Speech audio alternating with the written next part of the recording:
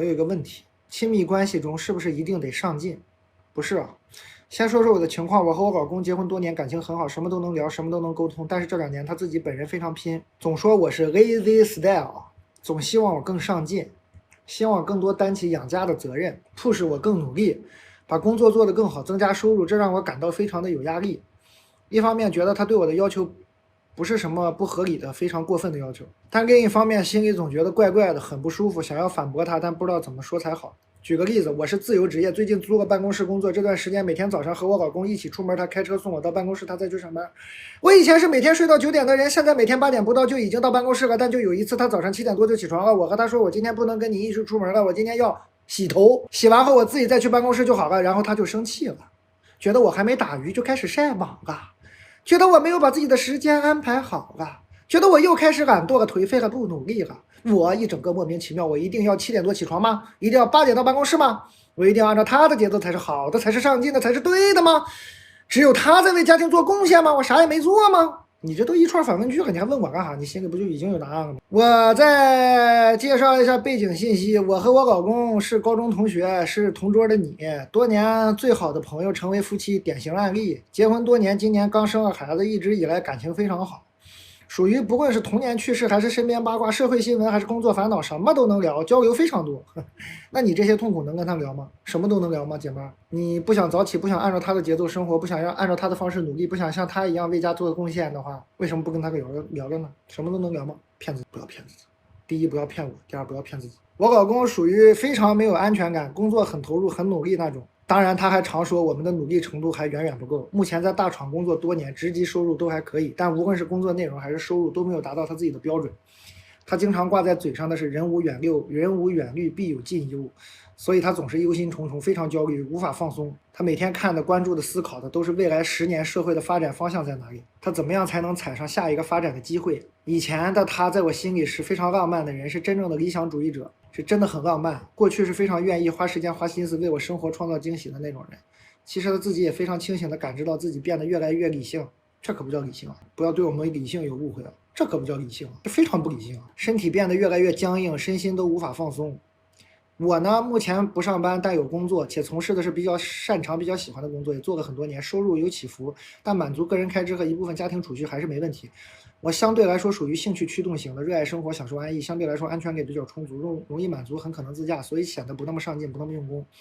可能是我时不时跟老公表达过，我其实也觉得自己还能把工作做得更好，但是就是太懒了，所以才不上不下。我也知道我是那种时不时需要身边的人 push 我一下，给我的松动的发条上一上紧，我就更能专注，一阵子做得更加好的成果。你说话这么啰嗦吗？我听懂了，简短一点好不好？怎么后面还要这么长？我知道了，我已经想回答了，怎么后面还要这么长？你跟你老公平时也这么交流吗？他这么听不懂你说的话吗？养成这种习惯了，姐妹啊？已经养成这么焦虑的习惯了吗？生怕别人听不懂。你老公是不是平时也这样，听不懂你说话？唉，可能正因为如此，再加上我老公大概最近工作有不顺心，我们又有孩子了，最近也换了大房子，所以他就想更多的 push 我努力工作、努力赚钱。他把自己的一部分焦虑转移到我这里，我既能理解，也愿意更努力工作，但我对于他总是对我施压的甩脸感到很不舒服。他总攻击我追求平衡是不对的，他觉得应该追求极致。哪个公司？他常说很多事情 all in 都不一定能做到，还平衡就更做不到，是不是很窒息？还好，这种人我认识很多啊。以前我觉得课题分离，你要上进你上进，我很尊重，但我要享受我的生活。但现在他自己上进还不够，还要 push 我努力，我真的忍不住想说，我们很穷吗？享乐片刻是要吃不上饭了吗？我现在已经比前几年不知道上进多少了，怎么还对我不满意呢？还有这方面的要求，我还没 PUA 他呢，怎么这么努力赚钱也就赚到那样了？要是赚的钱多到我不工作就足够养孩子，那我还需要在这 PUA 我吗？我真的是综上所述，是我太任性，我老公教训的对，我应该乖乖的好好工作，少赚钱多赚钱呢？还是我老公多少心里有点问题了呢？就这个问题，我该怎么跟他交流才比较有效果呢？好典型啊，比刚才那个还典型。哎，这个有没有？我好奇啊，岔开一个问题啊，岔开一个话题啊。平时看我直播的有没有学这个社会学、心理学的？你们真的可以来我这搜集点案例啊，这都好标准。有没有做心理咨询的朋友？真的可以来这收集点案例，这都太典型了，太标准了，简直就跟那个教科书里翻开有一页就是这样的，太像教科书里的那个，太典型了，太经典了，太经典了。啥问题？综合问题，糊涂啊，根本不够理性，相当糊涂，是一种非常聪明的弧度。事实，这个老公我估计事实看过。这老公吧，你给他推佛学入门吧，他会呵呵一笑。这老公我都能画像画出来。其实读的书不少，见识也不少。所以呢，你希望通过给他提供新的知识，改变他的想法，几乎不可能。你给他啥，他都说我看过，我知道，不用你教我，基本上是这个状态。我其实不愿意分析人心理啊，但我冒昧的说一下，这个姐们儿，其实你老公嫉妒你，其实你老公催你努力，逼你上进，让你赚钱，是嫉妒，纯嫉妒。他想像你一样生活，他做不到，吧？他做不到，他不愿意承认是自己无能，做不到，他觉得自己这么厉害，是吧？能赚这么多钱，能给家贡献这么大，我怎么能这么无能呢？我想过不上自己想过的生活。那一定是因为我是一个更有责任感的人，而我的老婆好吃很多。其实不是，他觉得人生生活就应该是这样，比较他过得挺好的，挺舒服的，能照顾好自己，快快乐乐的。他过不了啊，假装自己就是把自己骗自己的，说这就是责任。很多时候都会这样，两个人很多时候都会发生这种情况，尤其是男的，尤其觉得有一些莫名其妙，觉得我得肩膀我扛事儿啊。哎，怎么光我扛呢？为什么他可以那么快乐？明明我也可以那么快乐，但是不行，这个家总要有人扛。我扛不行，你也起来，你跟我一起扛。没有什么要扛的，莫名其妙。他不扛的话也没什么，就他非要扛，就莫名其妙。然后这个姐们吧，也比较也有点被说服了。你老公愿意接受一些心理帮助是挺好的，但我怀疑他根本不会听，书也不会看，什么都不会听。哎，我的建议呢，就糊弄就行了。糊弄会吗？糊弄会不会？糊弄会，装忙会吗？哎，会吗？这个会吗？很容易的，但这也是权宜之计啊，不是一个长久之计。最后还是要沟通的，可能糊弄一段时间，也好好谈一下。比如说你按他所谓的上进了一段时间，发现收入还下降了，跟他说一些事实，摆事实讲道理。你说老公，你这么聪明，社会阅历这么丰富，在大厂工作了这么多年，难道你真的没有发现有时候努力没什么用吗？努力只是你唯一会的武器而已。但是我会的武器可不止努力，我面对生活，你面对生活只会努力，只有这努力这一个招。努力解决不了的问题，你也不知道该怎么办，但你只能努力。但是我可不是只会努力，我还会享受，我还会接受，我还会等待，我还会陪伴，我还能消化啊！这些更厉害的，比努力更厉害的方法，没有人教过你吗？有一个叫李诞的教我来着，我会，他不教我也会。没有人教过你吗，老公？要聊一聊的，要聊一聊的。他们这从小就在一起，应该能聊得来吧？我看看从多大开始在一起？高中同学，感情很深，不会的，这么聊一聊不会翻脸的，能聊一聊。从高中开始，真的可以聊，但是要过一段时间。你按照他的方式啊，糊弄一段时间，然后突然跟他坐下来说：“你看，老公，我过去这1个月都按你的方式在努力。第一，我钱没有赚得更多；第二，我身体还不太舒服；然后第三，我们争吵变多了。你平时在外面那么努力。”累够呛，回家以后咱俩说说笑笑还挺高兴。现在你回家你也痛苦，外面你也痛苦，你觉得这样的生活真的很好吗？我觉得10年以后咱们会更痛苦啊。我觉得有救啊。我觉得她老公是个挺聪明的人，只不过就是陷入了一个很典型的陷阱里。就是这种方法你试试看吧，就这种我刚说这个方法可能有用，就针对啊，不再次强调啊，都是针对的。你别觉得都普遍有用啊，不是啊，就他俩这个情况可能这样有用，也是可能啊，一家之言啊。欢迎大家。有时候这种情况吧，你说道理懂不懂？我怀疑那个男生也都懂。你跟他讲道理没有用，你只能切实的告诉他，改变了以后生活变成了什么样，我变成了什么样，我们的关系变成了什么样。这是你能接受的吗？踩住下一个10年的风口啊！还不给他整这个东方智慧了，咱给他整点西方智慧也行。你问问他，查理芒格听说过吗？巴菲特听说过吗？那玩意儿那么好踩吗？啊，这下一个10年风口是这让他就给踩中了。我的天，人无远虑，必有近忧。哎呀，这句话我真的是用似是而非的话哈。人无远虑，必有近忧。你看她老公倒是有远虑，这不就有的就也有近忧啊。人无远虑，未必有近忧，但是人有远虑啊，必有近忧。远虑也不是这么个虑法啊。你老想着踩中下一个10年的风口，我的天，人呐，大概率一辈子啊，就运气相当好。就是你老公这种，我跟这个姐妹说，你老公这种就算是运气相当好的。一辈子富1次，已经很了不起了。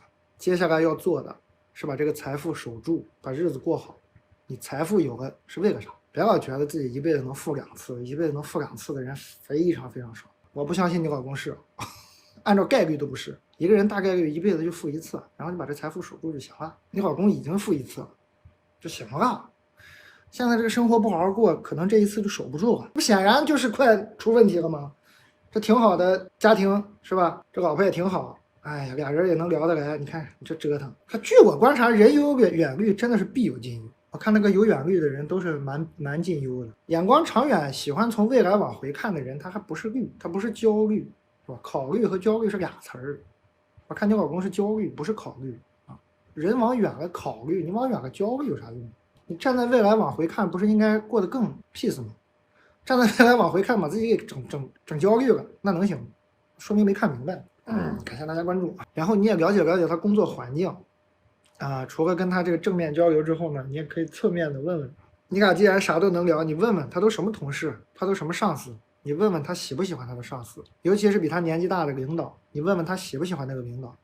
尤其是比他大10岁的领导，你问问他想不想成为10年后的那样的人。如果不想的话，这样的生活真的是他想过的吗？这也是可以聊的。你在一个职场里，你觉得哎，有一个比你大10岁的人，10年后你想不想成为那个人？感谢大家啊，欢迎这个姐们儿吧。我说完她了呢，我再跟你聊两句。你这个写信呢，我也第一感觉到你俩交流呢，你给我写这么长的信。其实你平时交流，我感觉你说你俩很有的聊，但我的感觉就是你一个很简单的事情，你要说好几遍。我觉得你俩的交流可能就是存在障碍的，就说了很多遍，他可能不理解你。第二，你的情绪也已经蛮焦躁不安的了，你相当焦躁不安了。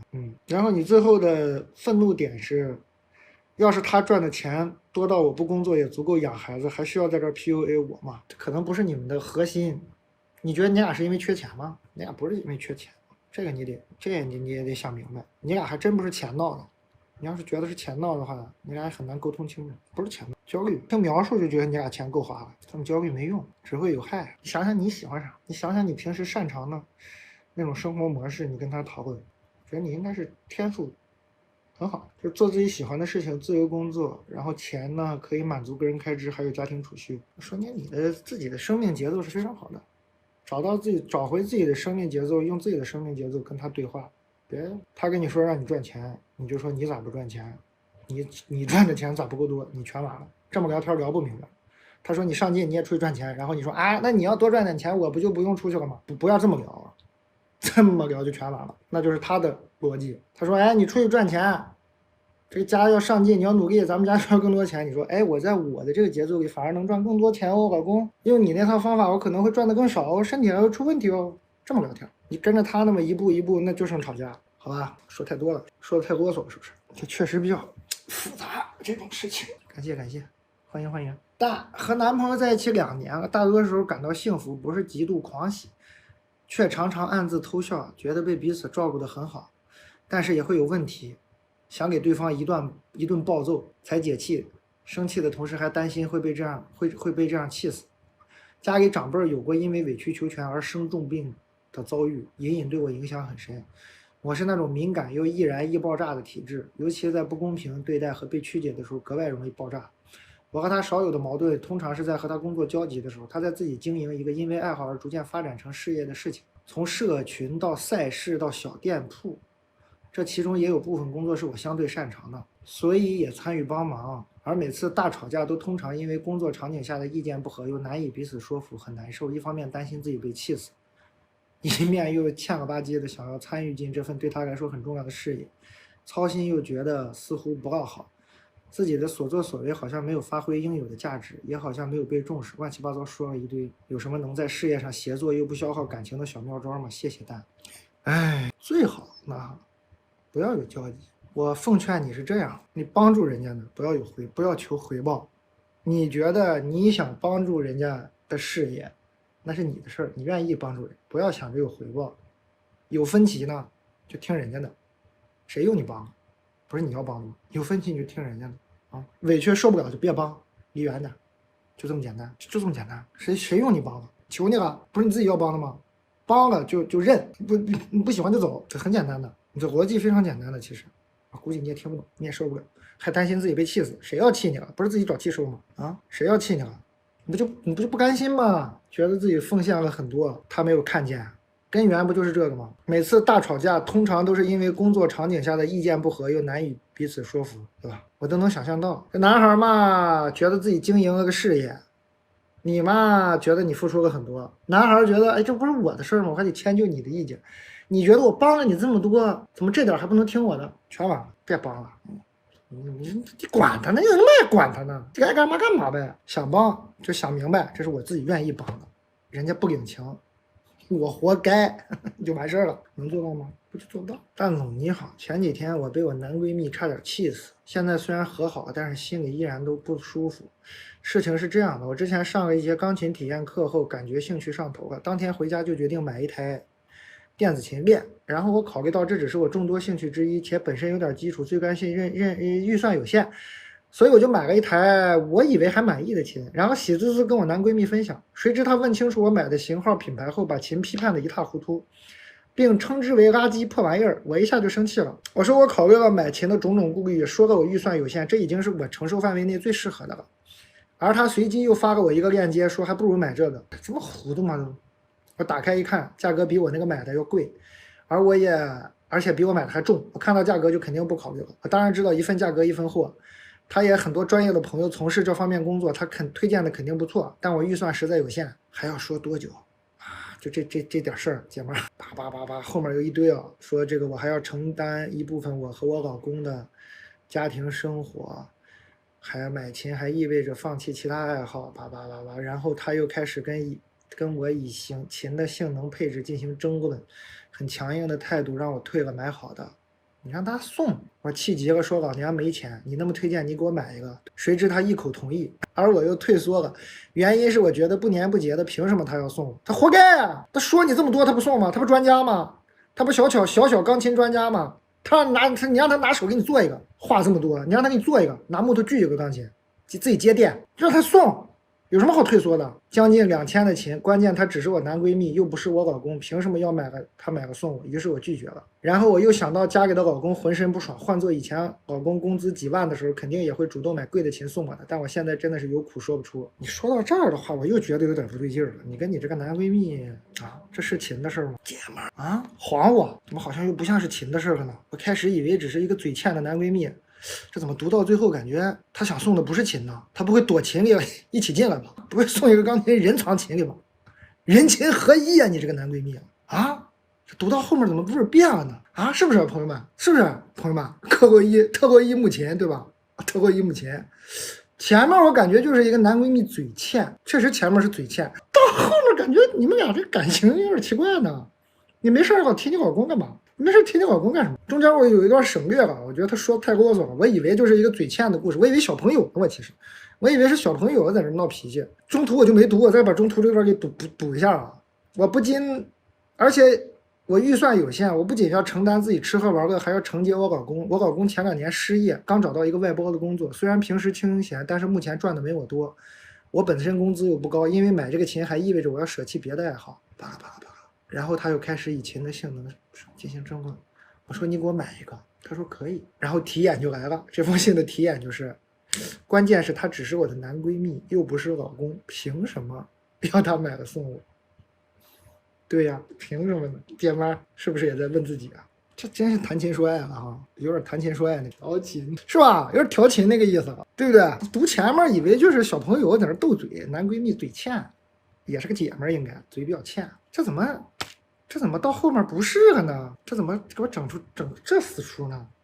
调上琴了，感觉有点没对啊，这有点没对啊！这最后真是文学呀，这真是文学，这多好的文学是吧？这不刘震云老师特别爱说这个，就一句顶一万句，给特别爱说。哎，我们喜欢把一件事说成另一件事，你以为他说的是琴的事，其实呢他说的是太妙了呀！真是文学。我这边能有什么建议呢？建议你正视自己的内心。如果这个琴，我看多少钱来着？这个琴2000啊，一共就将近2000，就1000多的琴。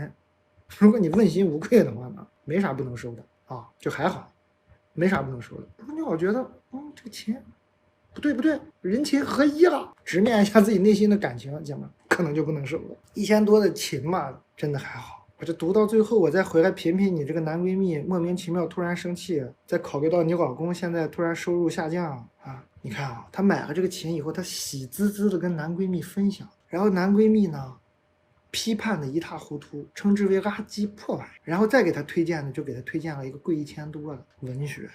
这是文学，这我只能让你扪心自问了，给不了建议了，扪心自问吧，是不是文学嘛？是不是有点那个人不如旧，琴不如新的那个感觉了？你扪心自问吧啊！如果真是琴的事，收下就收下，但咋读都不像是琴的事。欢迎大家。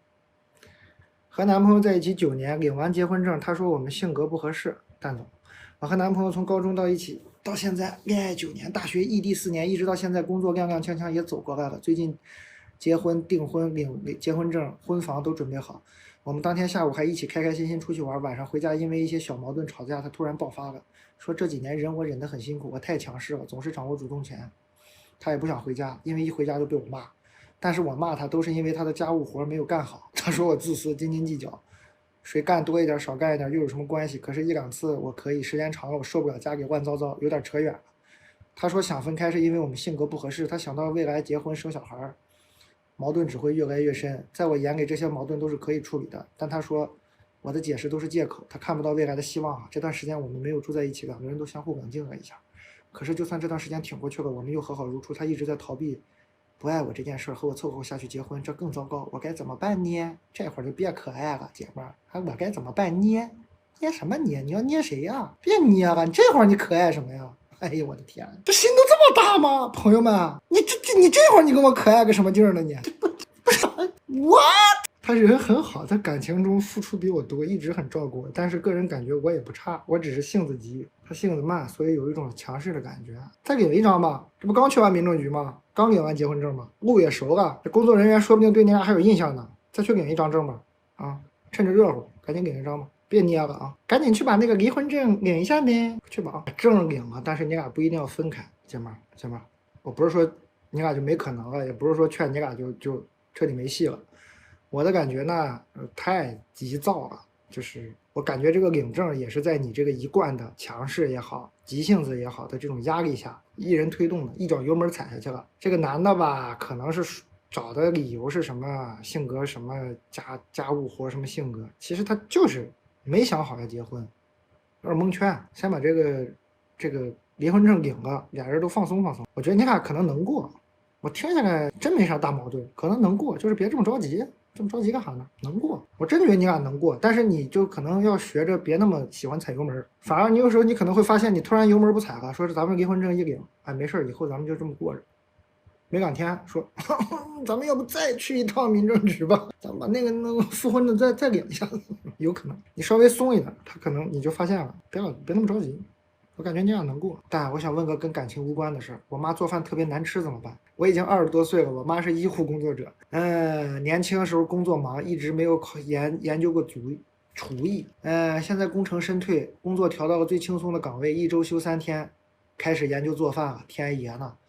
我没有想过人类做饭可以用恐怖来形容，她把我送进医院2次，你妈想你了，在家见你还不够，就是到医院到工作的地方还要见到你啊！他把我送进医院2次，一次是用坏掉的豆浆烙饼。豆浆烙饼，阿姨这个厨艺，这是谁给她的思路呢？用好的豆浆也不能烙饼，用豆浆烙饼，阿姨你要干什么？阿姨，一次是用隔夜的螃蟹做肉蟹煲。我妈也算是有医学常识，每次拿不准吃不准的时候，她就不吃，她等我吃了之后观察半小时，没有排异反应，她再进食。真的吗？一开始我也知道母亲很辛苦，现在我发现了，她做饭从来不在意我想吃什么，她就做，做完我不吃就道德绑架我。她还特别爱吃甜品，做鱼。老天啊，人类怎么可以这么喜欢挑战自我？她酷爱健身，所以她只用健康食材，同时她不喜欢她特别爱做甜品做鱼，她不吃甜品啊。同时她不喜欢油和糖，这就导致她的食材又贵，做的又难吃。但你肯定懂吧？垃圾食品之所以好吃，就是因为它垃圾。你吃过没有油和糖的蛋挞吗？我没吃过。没有盐的红烧鱼你吃过吗？我没吃过。巧了，我都吃过。我可以给你形容一下，没有油和糖的蛋挞，就像我姥爷的后脚跟，你吃的挺杂呀，姐们儿。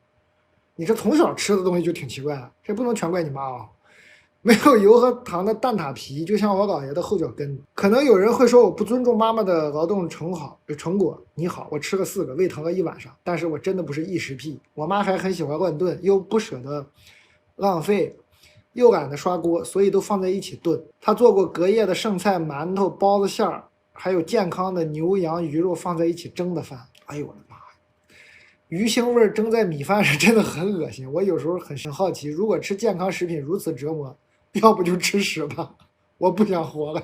哦，对了，他还喜欢就地取材，比如之前给我们英语老师送牛轧糖啊做的牛轧糖这个字有人给我纠正过，说是读牛轧糖，我们这儿也有卖牛轧糖做的，我们这儿有那个健康牛轧糖做的时候，包糖的纸它没有用喷壶，用嘴喷的，哈哈哈！我没拦住，送给我老师，我老师还说真好吃，放糖了肯定好吃，小巧思用在了其他地方，我反抗过。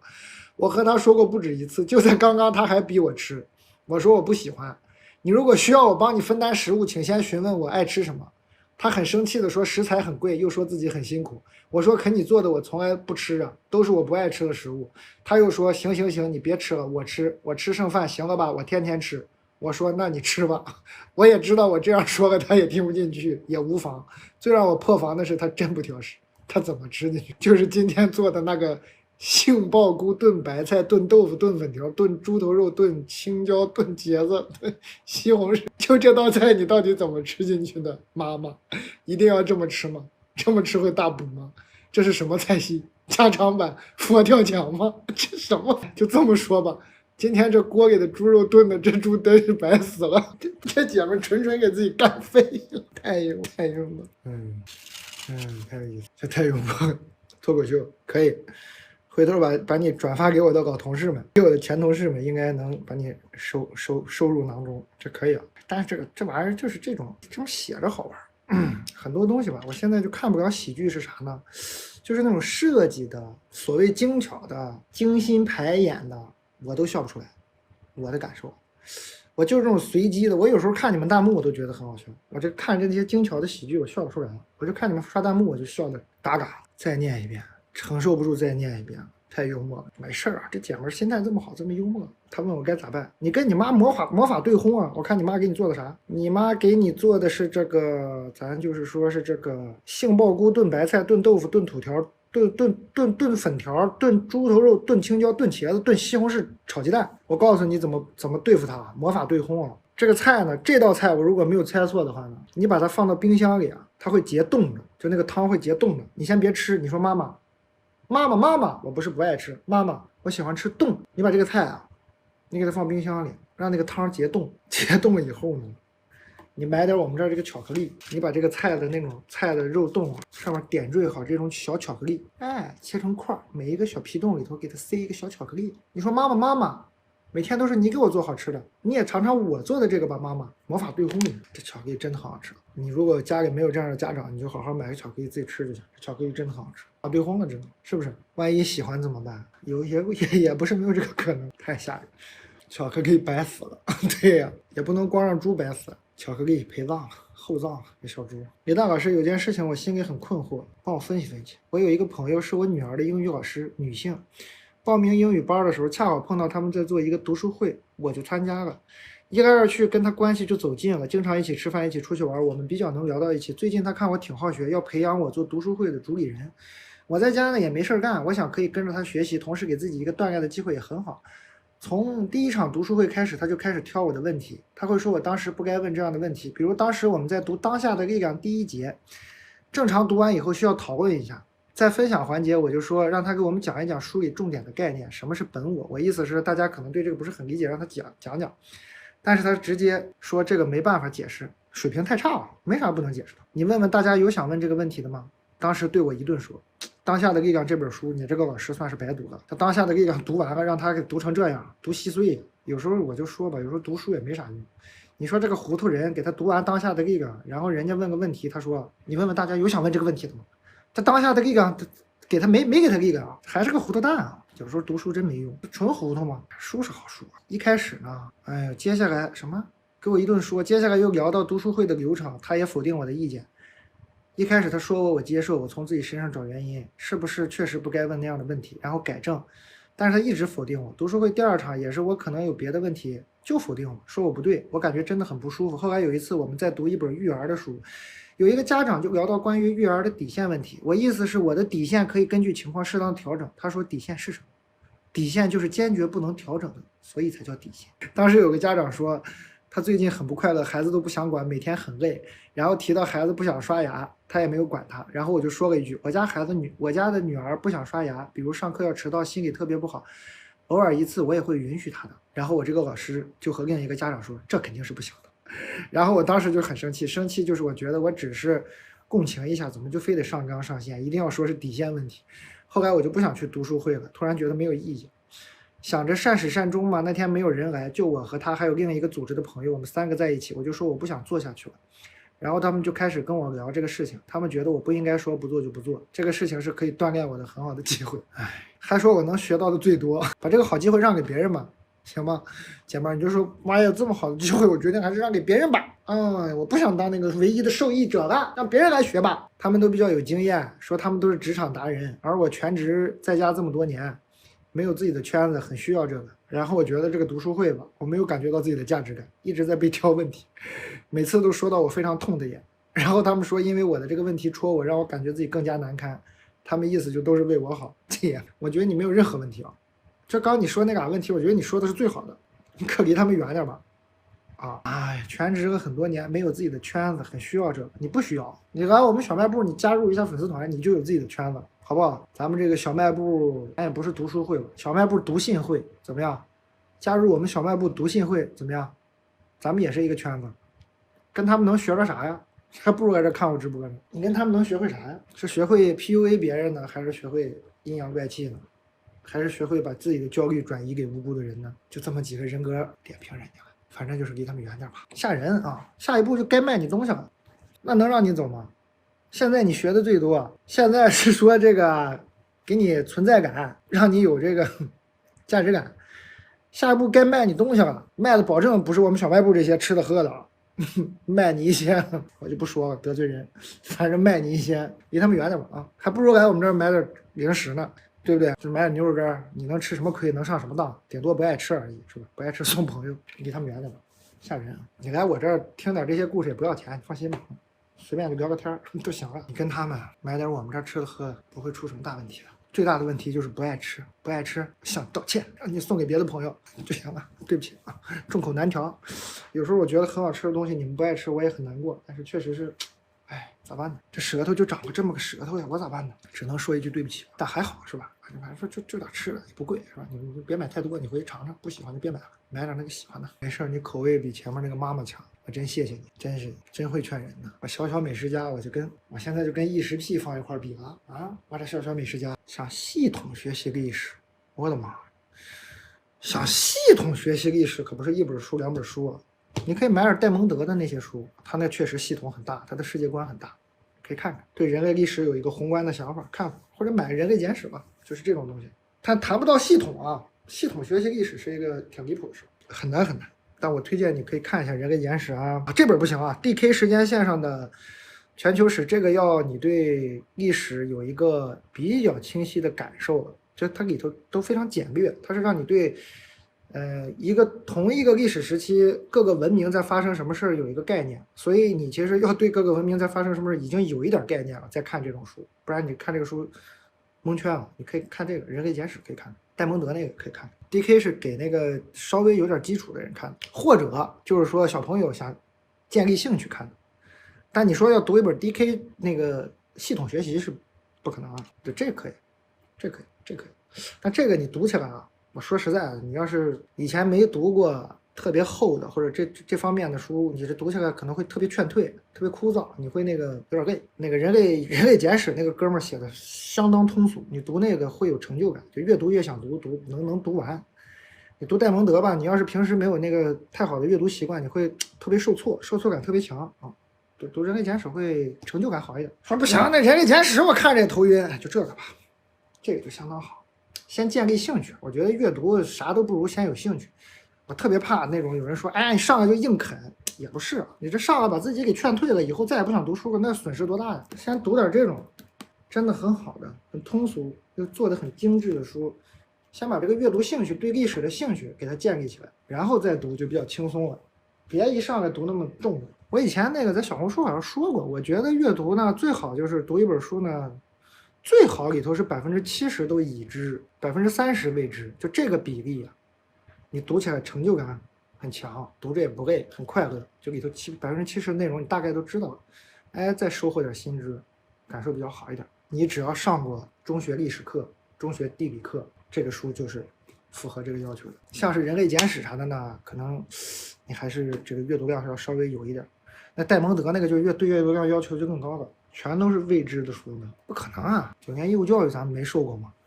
咱们有义务教育吗？还是能找到这个由浅入深的阅读方法。这喜欢读书是好事，但别把自己给读丧了。这读书读的特别累，就没必要。读的还是要开心，就快乐。全都是未知高数。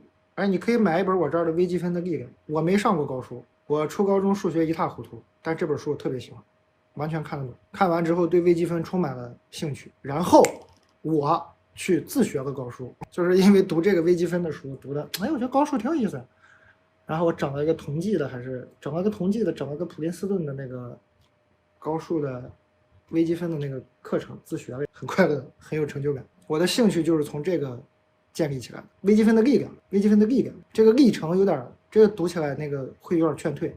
微积分的力量读起来不劝退，那历程有点劝退。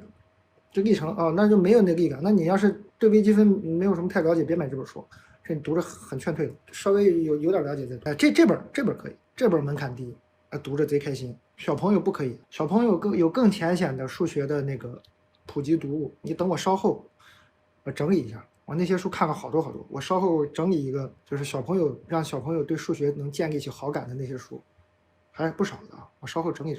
这个怎么也得大学生了。这个书，这个微积分的力量，哪本书比较锻炼思维？不都锻炼吗？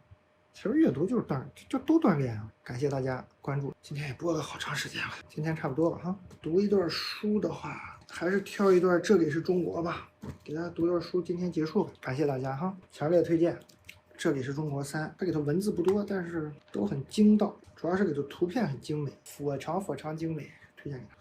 它就是开篇介绍写的特别好，看一段。哇！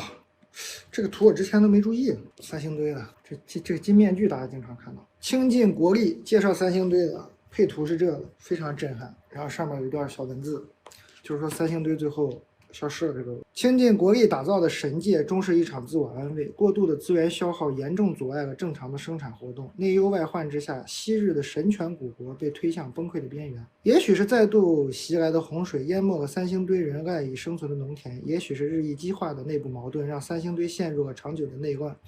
无论危机为何，此时的三星堆人已无回天之力。也许他们试图用最后一场祭祀祈求洪水的平息，也许斗争中得势的一方摧毁了对手曾经的信仰。不论为何，三星堆人最终亲手摧毁了他们的神庙，神庙内所有礼器也在一场盛大的仪式后被打碎并埋葬。这是他们面对灾难的最后一场祭祀，也是他们对神明最后的告别。